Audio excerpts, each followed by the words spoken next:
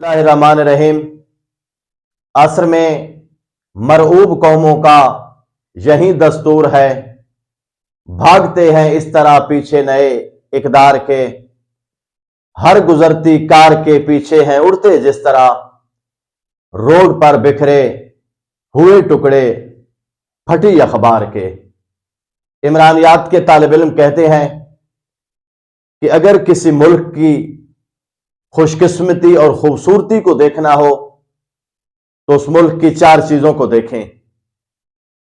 سب سے پہلی جو چیز ہے کہ اس ملک کے پاس سمندر کتنے ہیں۔ تو ہم پاکستان کی بات کریں اس خوبصورتی میں تو خالق کبریا نے پاکستان کو 1600 کلومیٹر سے زیادہ ایریا سمندر کا دیا ہے۔ بلوچستان میں گوادر ایریا کو دیکھ لیں اور کراچی میں بن قاسم بندرگاہ اور اس ایریا کو دیکھ لیں تو یہ پاکستان کی خوبصورتی میں اضافہ کرتی ہیں۔ اور دوسرا وہ کہتے ہیں کہ ملک کے پاس ریگستان کتنے ہیں، تو ہمارے ملک میں ذات کبریا نے ایک بہت بڑا ایریا ریگستان کا دیا ہے، تھر پارکر چولستان ہے۔ اور تیسری چیز کہ اس ملک کے پاس پہاڑ کتنے ہیں، تو پوری دنیا میں 10 سے 12 خوبصورت چوٹیاں ہیں، اور اس پوری دنیا کی 10-12 خوبصورت چوٹیوں میں خالق نے پاکستان کو 6 خوبصورت چوٹیوں سے نوازا ہے۔ اور چوتھی چیز کہ اس ملک کا میدانی ایریا کتنا ہے، تو پاکستان کے پاس 45% جو رقبہ ہے وہ میدانی ایریا ہے۔ اب یہ جو 4 چیزیں ہیں اس ملک کی خوبصورتی کی، وہ خالق نے چاروں کی چاروں اس پاکستان کو دی ہیں۔ 22-23 کروڑ آبادی میں یہ ساری چیزیں موجود ہیں۔ اب خالق نے اس خطے کو جو ملک ہے ہمارا جس میں ہم رہ رہے ہیں، نعمتوں میں کوئی کمی نہیں چھوڑی، اور ہم نے خالق کی اس عطا کو ضائع کرنے میں کوئی کمی نہیں چھوڑی۔ اب 47 سے لے کر آج تک کیا حالات ہیں پاکستان کے؟ ہر حکمران آیا، اس نے اپنا ایک نعرہ دیا، اور جو مین نعرہ جس کے اوپر پاکستان بنا تھا، لا الہ الا اللہ کی بنیاد پر، انہوں نے سامنے دکھایا، مگر پردے کے پیچھے ان کے اپنے مقاصد تھے، اور اپنے مقاصد پورے کیے، اور وہ خیر سے پاکستان کو خیر بات کے چلا گیا، یا قبروں میں چلے گئے یا ملک کو چھوڑ کے چلے گئے۔ اور آج ہم کس حالت میں ہیں؟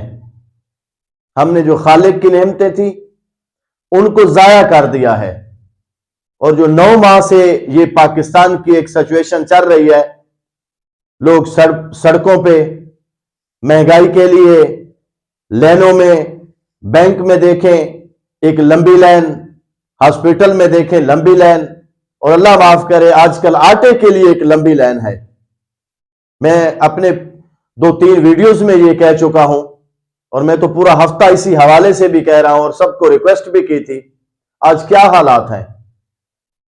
آج جو سردی تھی پاکستان کی، پورے پاکستان میں ایک شدید قسم کی لہر آئی، اور آج سیم حالات ہیں۔ آٹے کے لیے آج بھی روڈوں پہ ہیں۔ آج اتنی ایمرجنسی ہے کہ یہاں خالق کا بھی قانون دیکھیں، یہی ٹٹ فار ٹیٹ ہے، جیسا کرو گے ویسا بھرو گے۔ رات کو 1 بجے کے قریب اعتماد کا ووٹ لیے گا، وہاں بھی سردی پہ، ٹھیک ہے ہیٹر ہوں ساری چیزیں ہوں، سزا تو ہے نا۔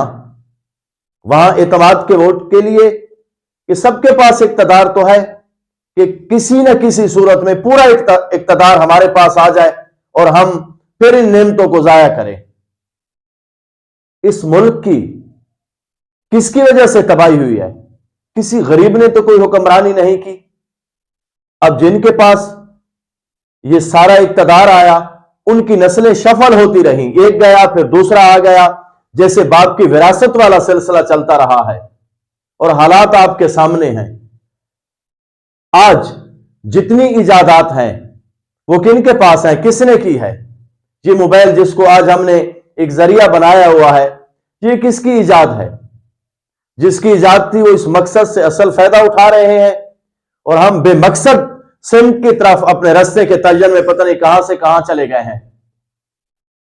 کتنے نوبل پرائز ہم نے لیے ہیں؟ 95% جو نوبل پرائز ہیں وہ یہودیوں کے پاس ہیں، اور مسلمانوں کی جو دنیا میں آبادی ہے وہ سب سے زیادہ ہے، اور تھوڑے سے یہودی ہیں جن کی جو کوانٹٹی اگر کاؤنٹ کریں تو گننے کے قابل ہے اس پوری آبادی میں، وہ حکمرانی کر رہے ہیں، اور ہم کیا ہے؟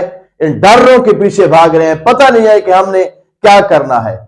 یہ زرعی ملک ہے، 70% لوگ زراعت سے منسلک ہیں، 47% کے قریب ایریا جو ہے وہاں گندم کاشت ہوتی ہے، اور آج کیا حالت ہے ہمارے ملک کی؟ یہ میرا پنجاب جو ہے 80% گندم پرووائڈ کر رہا ہے، 13% جو ہے وہ خیبر پختونخوا کی ہے، 6% جو ہے وہ سندھ کی ہے، 1% جو بچتا ہے وہ بلوچستان کی ہے۔ مگر کیا ہے؟ آج آٹے کے لیے سارے لوگ لائنوں میں لگے ہوئے ہیں، تو حالات کیا ہوں گے؟